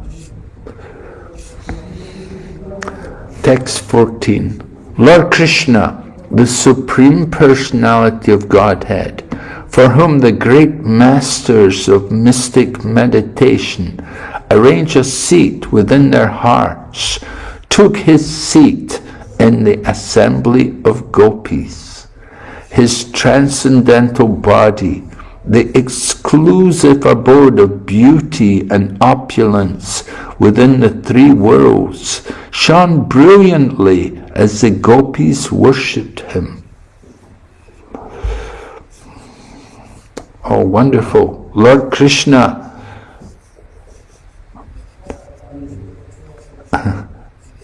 the yogis are meditating on him within their heart. So for the yogis, they see Krishna in their heart. But the gopis, Krishna is sitting in their midst, and they're directly in front of them. So Krishna takes his seat in the assembly of gopis.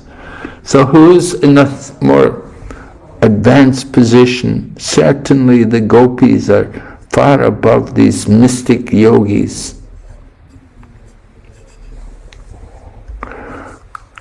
And the gopis are worshipping Krishna. His body of beauty and opulence shone brilliantly as the gopis worshipped him.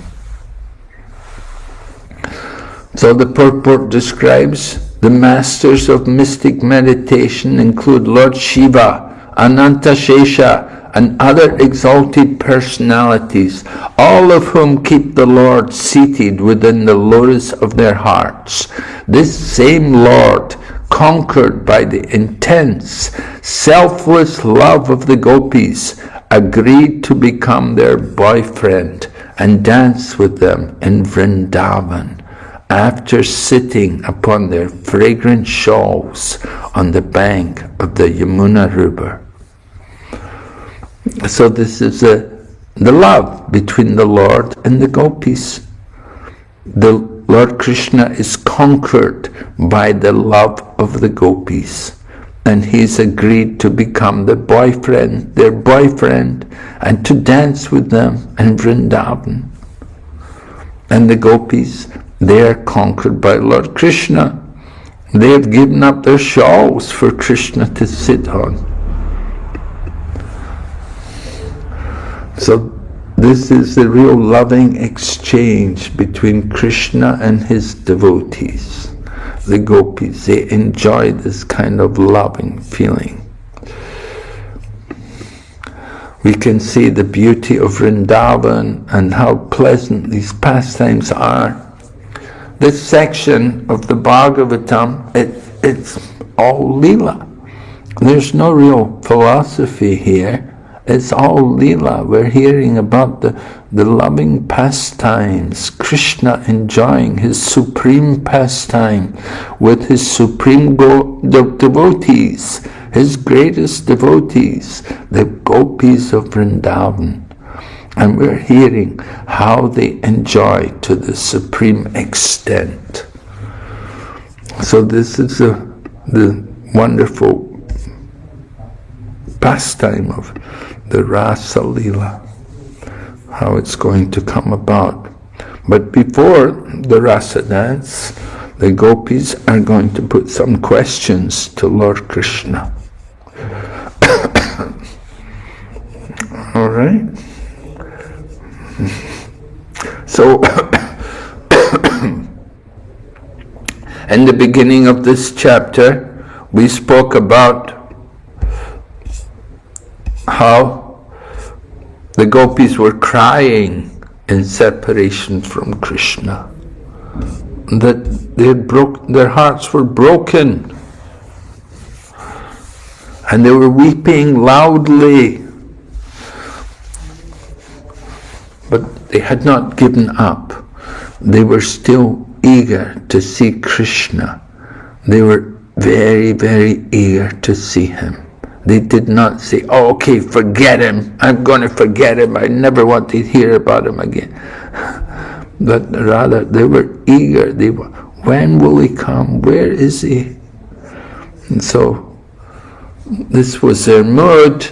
They were crying, and they were, remember it, singing their song. You heard the previous chapter, Gopi Gita, beautiful songs which they were singing, wonderful descriptions of the Lord and the loving relationship which they had with him. And then Lord Krishna appears, right? And he's smiling, he's been watching them. They didn't know. They were not aware that Krishna was watching them. But Lord Krishna had been observing them and seeing their behavior, and he knew what was their condition. And when he finally appears in front of them, he's smiling. And the gopis, they receive him in a mixed manner. Some were happy and some were a little angry and biting their lips and like that, depending on their particular mood. The different gopis were individuals, and they each have their own individual way of relating to the Lord. But at the same time, Lord Krishna is that all-attractive Supreme Person. He can bewilder the mind even of Cupid. So what to speak of young girls like these gopis? Although they're not ordinary girls, but still they're also bewildered by the beauty of Lord Krishna. And when he appears before them again, then certainly they have to receive him, they have to acknowledge him. So we spoke about Lord Krishna, how Sukadeva Goswami describes him as Sari. The name Shori meaning a name of Krishna in Dwarka, or Krishna as a Kshatriya, that he's hard-hearted. So Sukadeva Goswami taking the side of the gopis over Krishna. That Krishna shouldn't be so hard-hearted. He should be like a cowherd boy. He should be soft and gentle, kind. All right, we spoke about that, and then we heard about the gopis and how there are different groups of gopis, different teams. In each of the teams, they have their team leader, and we heard there were 3 billion gopis, and comes down to 2 are prominent, Chandravali and Radharani, and amongst the 2, Radharani is the most prominent. And so there were 8 gopis mentioned were particularly prominent in the pastimes of Krishna, and some are right wing and some are left wing, and some may be neutral. I don't quite know which ones are neutral. It's not really. I have to look in Ujjwala Nilamani and see. Actually, I don't have that book. Maybe Bhanu Swami has a copy or has it translated, I suppose. I'll have to look on the internet. Does anybody have a copy of Ujjwala Nilamani?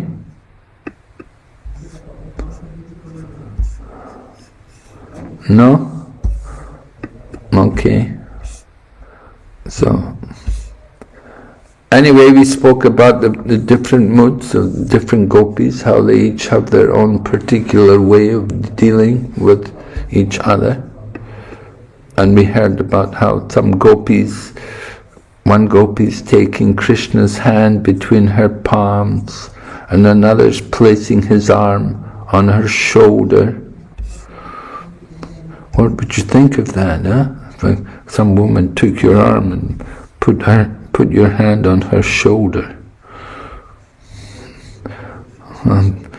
Another gopi took the betel nut in her joined hands, betel nut that Krishna had chewed. And another gopi put his lotus feet on her breasts. So these are very special dealings between the Lord and his devotees. Then we're told about other gopis loving anger. And she's staring and frowning eyebrows. Just by their glance, you can tell when people are pleased. If someone's not pleased, especially a woman, if they're not pleased, you can tell just by the look on their face. And another gopi, she's like a mystic yogi. She's absorbed in just looking at Krishna. And this way different gopis are relating to Lord Krishna. And the most fortunate of all, Srimati Radharani. We're told, I think in Vishwanath Chakravarti Thakur's commentary, he describes the different devotees who were doing these things.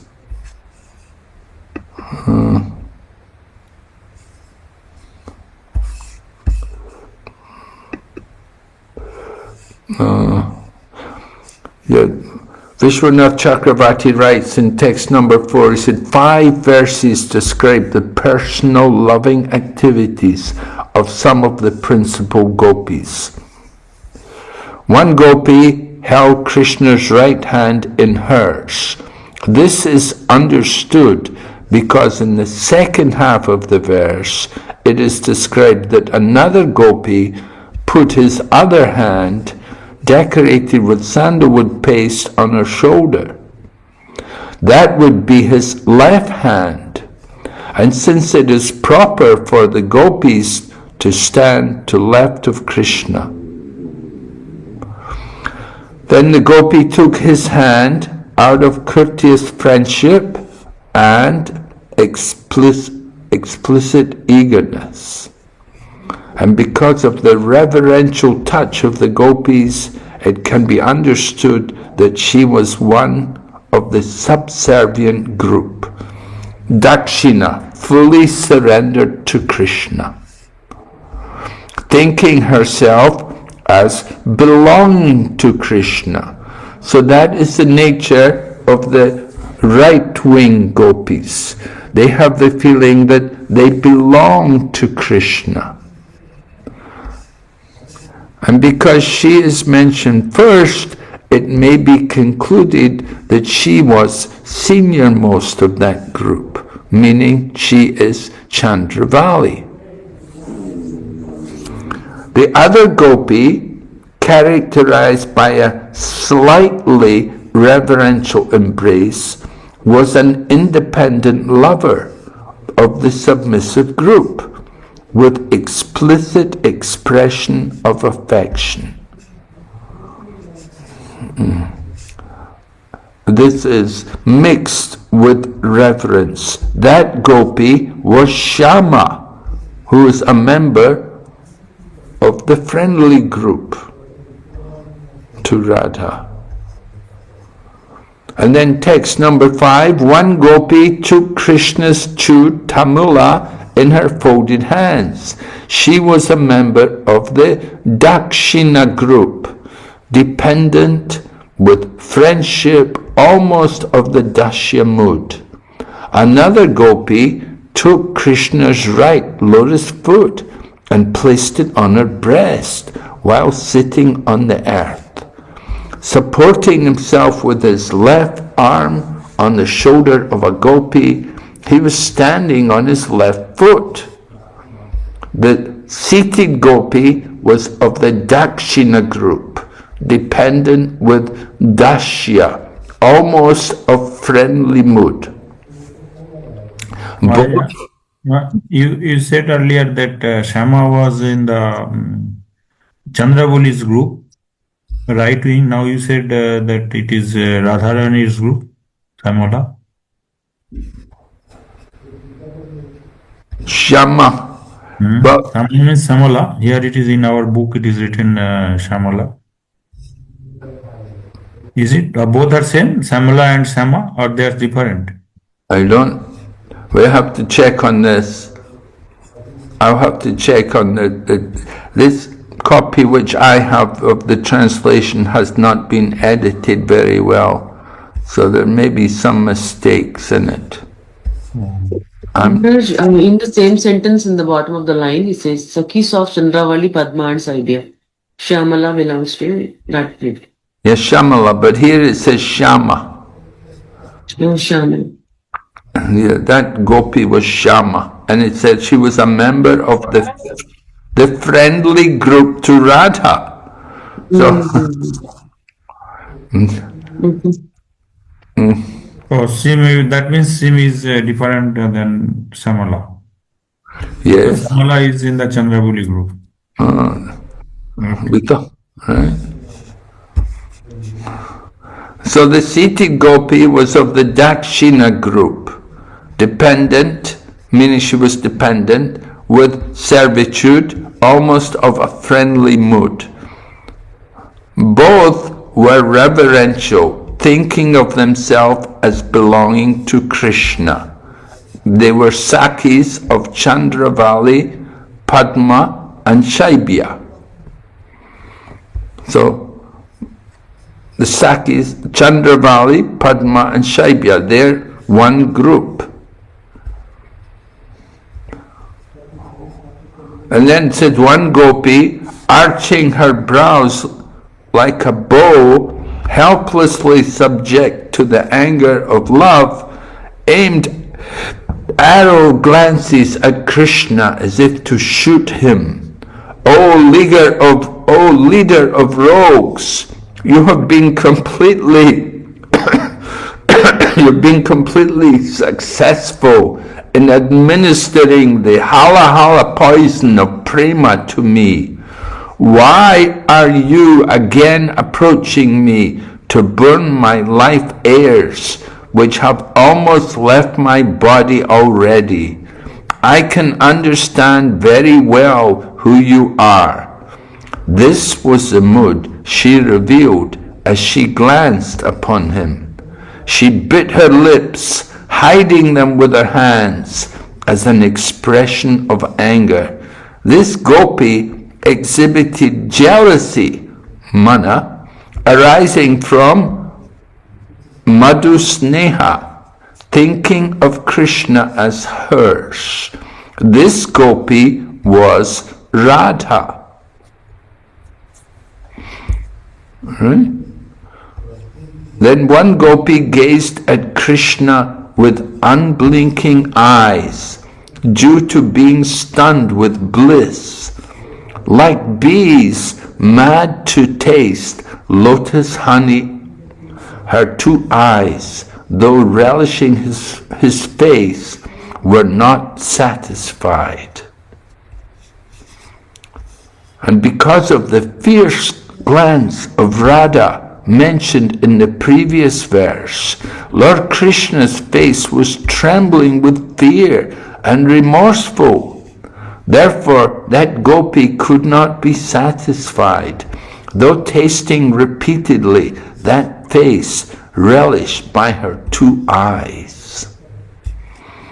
Though Krishna's face is an ocean of sweetness, at that time, because of the mixture of the sanchari bhavs, such as shyness, despair, meekness, and fear, because of being struck with the arrow glance of the leader of her group, the ocean of sweetness increased to the extreme with great variety.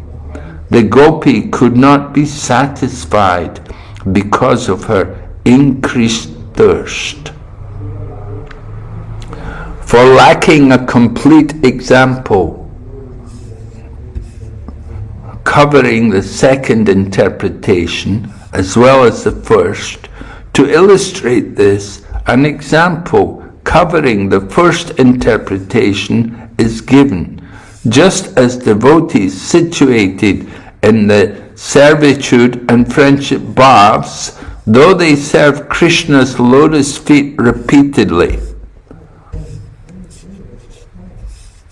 cannot be completely satisfied. So this gopi also could not be satisfied. It should be understood that Krishna cast his full glance and full mind upon that gopi who was glaring at him with furrowed brows and did not divert himself to anyone else at all. Seeing Krishna was inattentive to herself, the gopi mentioned in this verse, without shyness, looked at Krishna directly and leisurely with both eyes. In other words, that gopi pouring down arrows of glances at Krishna, Radha, was the most fortunate in all ways. Then text number 8, one gopi, understanding that Krishna was fickle, and even if he comes will go away, took him into her heart, thinking he would escape through her eye holes. So she closed her eyes. Her body erupted in goosebumps because of the unobstructed enjoyment of union with Krishna. And she stood there in a pose of embracing Krishna to her chest with her arms.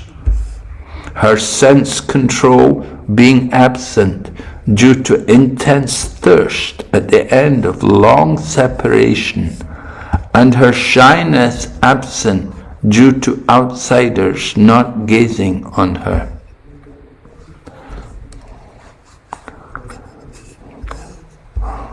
So we're told the gopis mentioned in verses 6 and 7 and 8, because they did not go to the side of their beloved, are understood to be of the uncooperative type, or in other words, left wing, or vama. They thought he should come to us, we should not go to him.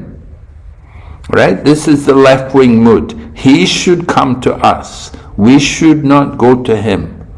From this mentality, it can be understood that these three gopis, being possessive and with this madhu sneha, that they were intimate with Krishna and brought him under their control.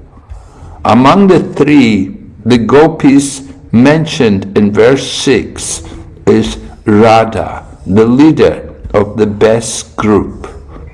Those mentioned in verse 7 and 8 are her Sakhis. And according to Vishnu Tosani, the gopis mentioned in verses 4 to 8 are Chandravali, Shamala, Saibya, Padma, Radha, Lalita, and Vishaka. Bhadra, the eighth gopi, is mentioned in the Vishnu Purana, where it says one gopi, looking at Krishna, became joyful and began to sing his name repeatedly. She could say nothing else. So these 8 gopis are considered the best of all the gopis, as explained in the Dwarka Mahamya, or Mahatmyas, in the Prahlad Samhita of the Skanda Purana, quoted in Vaishnava Toshani. To understand the ranking among these 8 gopis, we should consult Ujjvala Nilamani. Okay? So that's from Vishwanath Chakravarti Thakur's comments on this section of Srimad Bhagavatam. Any other questions?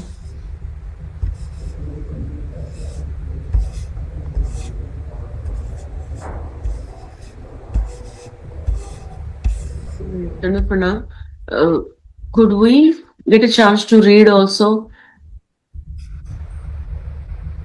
Sorry? Could we get a chance to read also while you can explain the tattva? Yes? Okay. What do you want to read? No. Maharaj, I can clarify. Normally we have reading order defined among the students. So in case, instead of you reading the translation, if you would want us to read it, we could also read it. I think Mataji, that's what you hinted. Oh, I see. Yeah. So normally we have a reading order. So as and when each shloka we can read the translation part, and you may accordingly explain, Maharaj. That's an option available in this. Okay. Yes, that was I was trying to. Thank you, Prabhu. Well, if you told me in the beginning, we could have done that today. Yeah. All right, tomorrow we can do that. You read the verses, is it? You read the verse in the purport? Not the verses, only the translations. Wherever the purport is quite detailed, if you feel we need to stress on that, we can read either a portion or the complete purport as appropriate. Do you read the Sanskrit? Normally not. No. Okay. All right. Okay, so tomorrow we can try to apply this. And Maharaj, just We normally take a break halfway through the session also, just a normal bio break. So we could do that also from tomorrow. Please. Okay, all right. You have a break after what, an hour or something? An hour and 15 minutes or so, since it's a 2.5 hour session. So we take it around 4:45 or so India time. All right. Okay, we'll do that tomorrow. Okay, so we finished 15 minutes earlier because we didn't have a break. Okay. Thank you, Maharaj. Hare Krishna. Okay, so we'll see you. Can I ask you one question? I know we have little time. Okay, go ahead. What is your recommendation in how to read 10th canto? Study for ourselves. How to study for ourselves? What is your recommendation? Well, you have to read and read and read it again and again, and the best way to study it is to not only just read it, but discuss it with others and explain what you've read.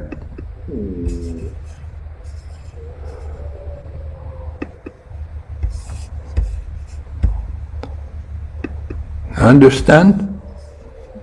Yes, Maharaj. Any referential books you recommend other than Bhagavatam?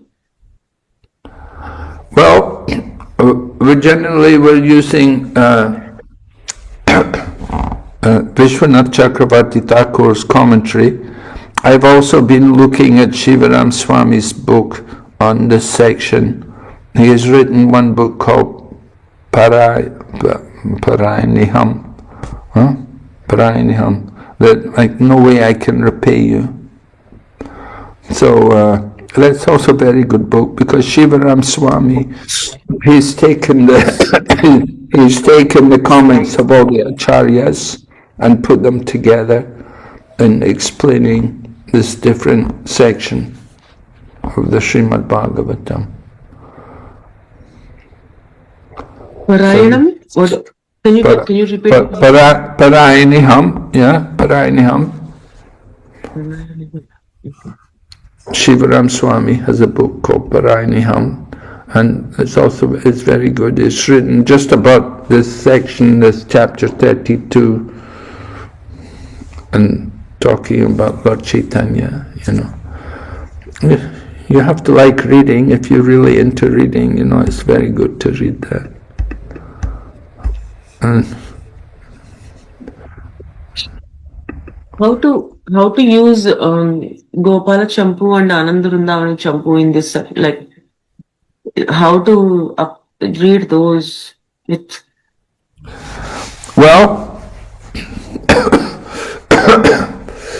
it's up to you how much time you have and how much interest you have to go through all these different books. Gopal Champu, Ananda Vrindavana. Yeah, Narayani Mataji likes to quote these things when she's giving classes. So some people like to read it, and they like to read it. I didn't see Prabhupada refer a lot to it.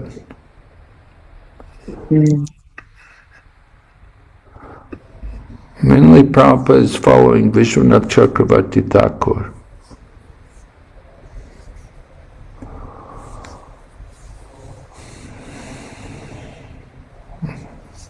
Okay.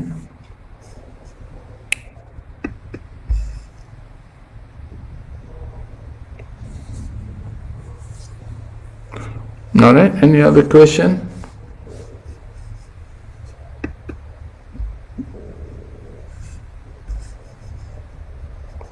Okay, if there's no more questions, then we'll finish here tonight. Thank you so much. Thank you very much. Thank you very much. Thank you, Maharaj. Thank you. Thank you so much for your class. Srila Prabhupada ki jai. You Yes. too.